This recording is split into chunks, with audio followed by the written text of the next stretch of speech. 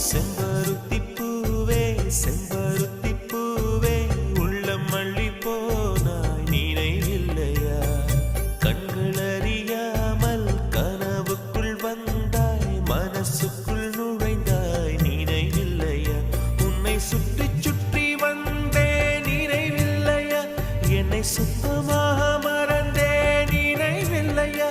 அதை சொல்லத்தான் நினைக்கின்றேன் நான் சொல்லாமல் தவிக்கின்றேன்